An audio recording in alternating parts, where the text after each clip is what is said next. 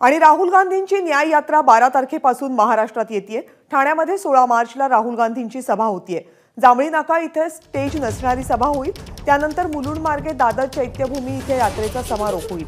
12 तारखेपासून नंदुरबार, धुळे, मालेगाव, नाशिक, वाडा या मार्गे यात्रेचा प्रवास होईल।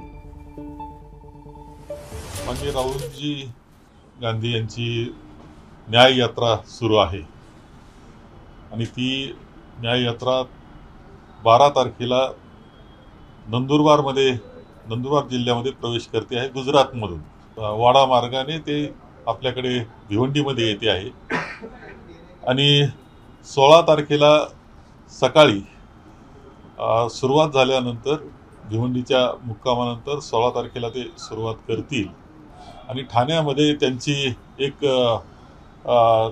छोटी सभा आहे, परंतु गाडीतूनच ती हे केली जाते, त्याला स्टेज हे नाही। आणि त्यानंतर ते मुलुंड मार्गे मध्ये मुलुंडला हॉल्ट आहे आणि त्यानंतर चैत्यभूमीला तिचा समारोप या यात्रेचा केला जाणार आहे। एबीपी माझा, उघडा डोळे बघा नीट।